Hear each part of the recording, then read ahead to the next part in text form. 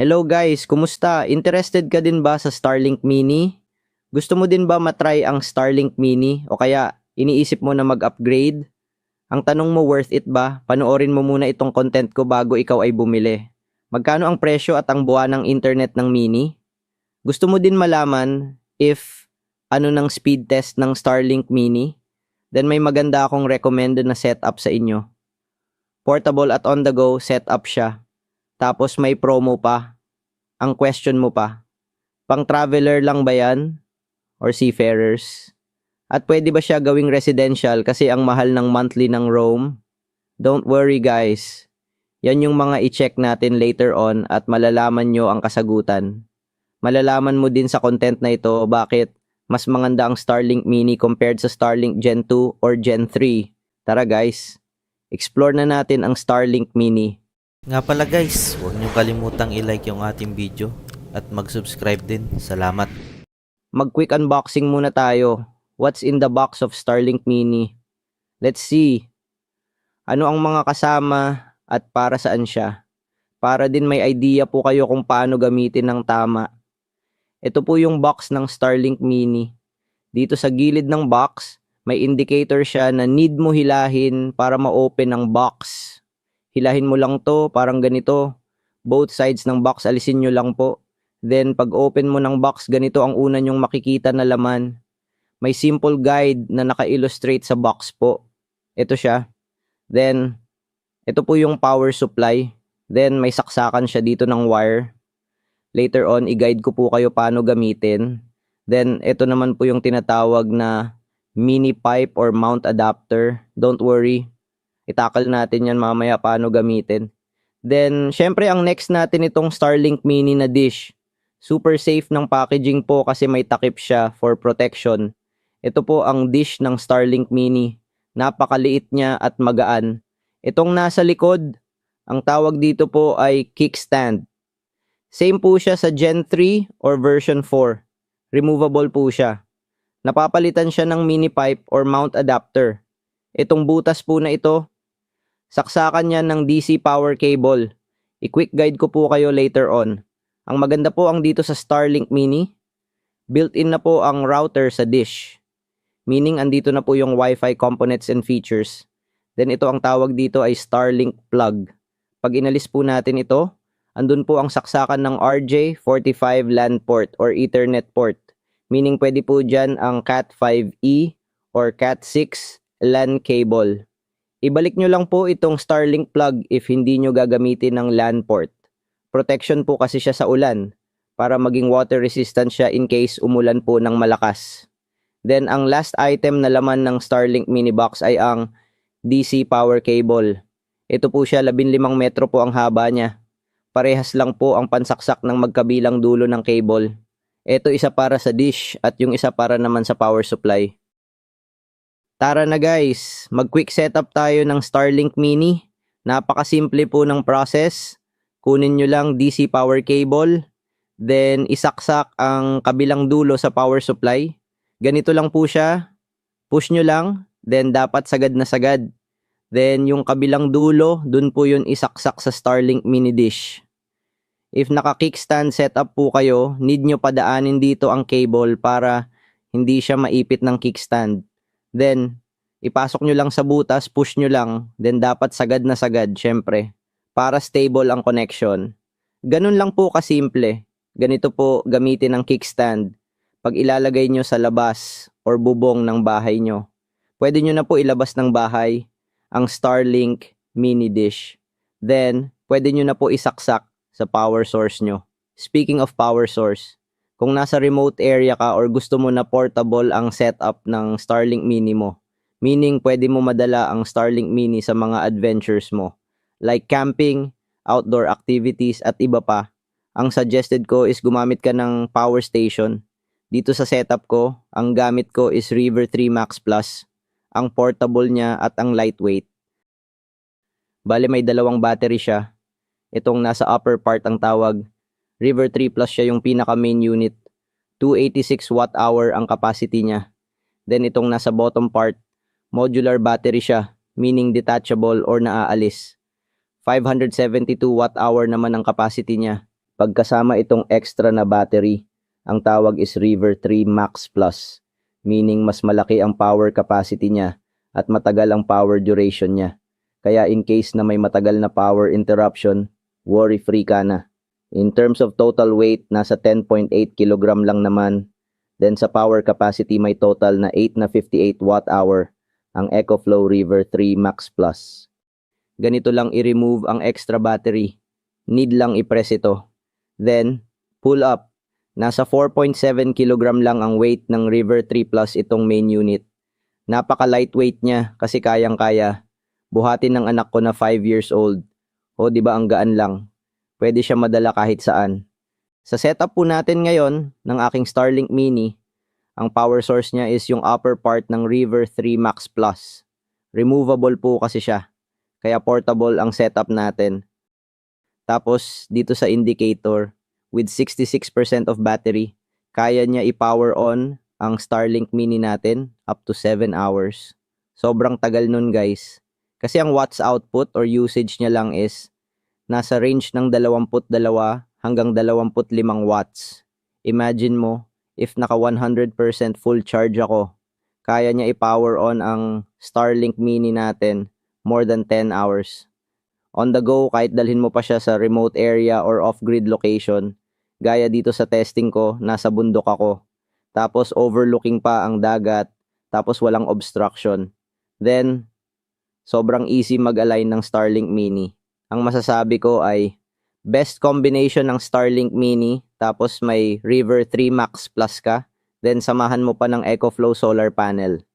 Makaka-harvest ka ng free energy gamit lang ang sunlight. I-check mo lang yung details sa description, may promo ngayon ang EcoFlow. Tapos, sobrang easy lang i-set up ng EcoFlow River 3 Max Plus with solar panel. Ito po yung quick guide ko. O, di ba ang liit lang? I-model ko pa sa inyo ng konti. Magaan lang din siya. I-unfold lang natin, ganito siya kahaba. Bali, 4 na solar panel siya or tinatawag na photovoltaic modules. Ilagay na natin yung solar panel charging cable.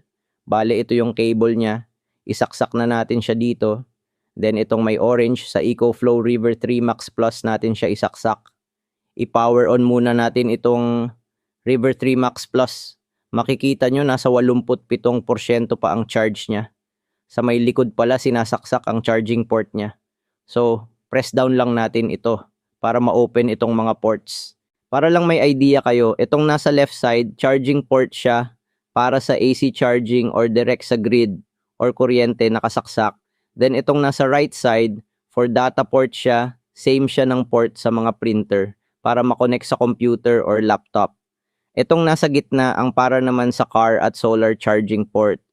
Kasi itong cable natin, color orange, as indicator, isaksak lang natin, isagad nyo lang, then ayos na yan. Pwede nyo po i-check yung previous content ko about sa EcoFlow River 3 Max Plus with solar panel. Ito po yung thumbnail niya, added na din po yung link sa description. Sobrang ganda ng setup ko na ito guys. Napaka-portable, literal na kahit saan ka magpunta. Always connected ka with Starlink at River 3 Max Plus. To know more about River 3 Max Plus, may mga guide po tayo dyan how to use at yung mga testing natin sa mga devices if gaano siya katagal. Ito po yung thumbnail ng mga video, added na din po yung link sa description. Tara, i-config na natin ang Starlink Mini gamit ang mobile app. If wala ka pang Starlink mobile app, download nyo po muna. Punta ka lang sa starlink.com/setup para makuha nyo ang legit link ng Starlink mobile app for Android at iOS. Once may app na kayo, i-open nyo lang po ito, then click Start Setup button. Ang default right now is standard para po ito sa Gen 3. Need natin piliin ang mini na hardware. Actuated naman po ang para sa Gen 2. Then click Confirm lang po. Next is click I have a clear view. Then I have a location. Kasunod po, click lang ang My Starlink is plugged in. If hindi pa nakasaksak Starlink nyo, isaksak nyo lang po sa power source nyo. Expected po, lalabas yung Wi-Fi name na Starlink. Dun po tayo mag-connect. Then once connected na tayo sa Wi-Fi, back lang sa Starlink app. Ayun, success na po pag lumabas yung message na Starlink paired successfully. Click continue button lang po. Then, lalabas na po ito. Hayaan nyo lang po mag-download ng software updates. Normal yan. Next step natin, i-click nyo po ang configure button para ma-set up natin ang Wi-Fi name at malagyan natin ng password. By default po kasi, walang password ang Wi-Fi ng Starlink. Ito lang po iset ko na Wi-Fi name or network name at password. For demo purposes, yung sa inyo po dapat ay strong password para di basta-basta mahulaan. Once goods na po kayo sa password nyo, click submit button. Then lalabas po ito. Wait lang natin matapos po. Kasi nag-reboot or restart ang Starlink Mini natin. Ayun, tapos na po. Connect lang tayo sa Wi-Fi niya. Itong Starlink Mini ko po kasi nasa labas na ng bahay, kaya online na. Meaning may internet na po at success ang configuration natin sa Starlink app. Ang question mo, ano ba ang speed test ng Starlink Mini? Bago tayo mag-speed test, i-make sure muna natin na tama ang setup natin. Unang gagawin natin is i-check if tama ang alignment. Gaya dito, may warning message na Starlink is misaligned. Tara i-fix natin. Click mo lang itong Align Starlink button. Then, lalabas itong screen na ito. Makikita mo itong arrow na nag-serve as guide. So meaning nun, i-rotate lang natin ang Starlink natin. Parang ganito. Once nag-light na yung border, meaning tama na ang alignment natin. If sa end mo hindi nag-light, possible ang kickstand ay hindi nakaangat or naka-fold siya. Dapat nakaganito. Mas madali siya gawin pag may tripod or naka-mount dahil tama na ang alignment natin. Next step natin, i-make sure natin na hindi obstructed. Need natin mag-scan ng obstruction. Sa mobile app, i-click mo lang ito. Pag first time mo mag-scan ng obstruction, pipiliin mo yung hardware or kit mo. Dahil naka-Starlink Mini tayo, syempre ito ang pipiliin natin. Then, tap confirm button. Ang purpose pala ng scan obstruction para ma-check natin if may nahahagip siyang puno or building or anything na pwede mag-cause ng obstruction sa pag-connect ng Starlink dish sa Starlink satellite sa outer space. Madali lang ito guys. Need lang natin i-collect yung green dots hanggang mag-100%. Once 100% na, lalabas itong view results button. I-click nyo lang, wait nyo lang po lumabas ang results. Dito sa results ko may partially red siya. Meaning kahit ulap pwede siya maging cause ng obstruction pero minimal lang siya. Wag lang yung maitim na ulap, yung malapit na bumuhos nag-ulan. High chance nun mag below 50 megabits per second ang speed nyo pero hindi naman mawawala ang internet. Back to normal speed na siya after bumuhos ang ulan. In case makapalang red sa obstruction results nyo. Need nyo ilipat ng pwesto. Possible na hahagip ang puno or dahon ng niyog if nasa province kayo. In case naman na may makita kayong black line sa obstruction results nyo. Normal po yan, ang tawag dyan ay Clark Belt. Kasi hindi pinapahintulutang mag-transmit ng signal kapag dumadaan sila sa tinatawag na Clark Belt para maiwasan ang signal interference. Ano nga ba ang Clark Belt at para saan siya? Ang Clark Belt ay isang mataas na orbita, halos 35,786 na kilometro sa itaas ng Ecuador ng Earth. Sa orbit na yan, dyan nakapwesto ang mga geostationary satellites para sa TV broadcasts or cable TV, weather forecasting, navigation systems o GPS at iba pang satellite internet services. Sa madaling salita, kinakailangan ng Starlink na i-off ang kanilang transmission sa bahagi ng kalawakan na iyon upang hindi nila maabala ang mga existing na communication satellites na nakapwesto na doon. Ito ay isang regulatory requirement at mahalagang bahagi ng kanilang disenyo para magkasama ang iba't ibang teknolohiya sa kalawakan. Dahil dyan, may chance po talaga mag below 100 megabits per second ang speed test nyo. Don't worry, 1 or 2 weeks, mawawala na din po sa area nyo ang Clark Belt then back to normal speed na more than 100 megabits per second. Dahil okay na ang alignment at obstruction result natin. Lahat naka-green dito. Ito po yung setup natin. Nasa bundok tayo. Tara, mag-speed test na tayo. Start tayo sa speed test gamit ang Starlink app. Sa download speed natin, 102 megabits per second. sa upload speed natin. 5 megabits per second. Not sure bakit mababa, possible nag-calibrate pa kasi kaka-setup lang natin. Then, sa latency or ping, 45 milliseconds. So far, okay naman siya. Nag-speed test naman ako after few minutes gamit ang fast.com. Dito ang download speed natin, 110 megabits per second. Then sa upload speed natin, 26 megabits per second. Then sa latency or ping, 24 milliseconds. Di ko pala nasabi, naka-residential pala ako na subscription sa Mini. Yes po, possible siya. Check out na po, added na po yung link sa description.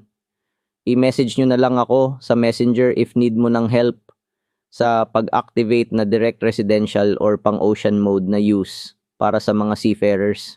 Ayun guys, sobrang ganda ng speed test results ng Starlink Mini. Lalo na yung latency or ping kasi nasa 24 na milisekundo lang. Hindi ko na nga pinatagal at nag-open agad ako ng Mobile Legends. Then connected tayo sa Starlink Mini Internet. Dito pa lang sa lobby guys, naga 23 hanggang 24 na miliseyon ang ping. Syempre start game na agad. Ang gagamitin ko dito ay si Franco para matest natin if may delay sa hook. Dito sa loading time, mabilis pa nga tayo sa ibang player. Ayun, welcome to Mobile Legends na. Ping check muna tayo. Nag-fluctuate siya ng 21 hanggang 30 plus milliseconds. Which is good pa din kasi green ping siya. I-try natin mag-hook. Kaso epic fail, hindi tumama. EKS na lang natin.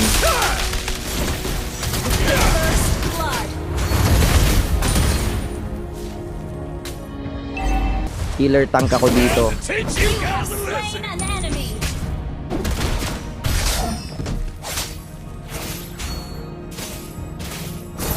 Ito yung unang hook ko na tumama. Kaso wala pa akong ultimate kasi level 3 pa lang. Sayang. Ayun, nakahook ulit ako. Kaso may backup pala. Kita nyo kahit sa clash, green ping pa din. Kaya ayos na ayos ang Starlink Mini. Babawi tayo guys.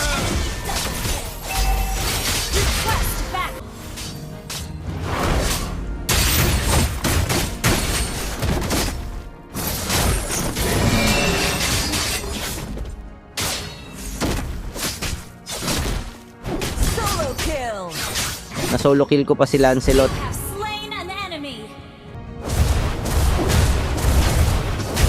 Gusto ko na nga tapusin yung game dito. Kaso may Eudora, then nabuhay ng mga kakampi. Gonna teach you some rules, Cubs! Real fighter Napaganda pa yung hook ko dito. Siyempre panalo tayo dito. Mega kill! Shut down! Unstoppable! Killing spree! Double kill! Your team destroyed a turret! Brilliant tanking!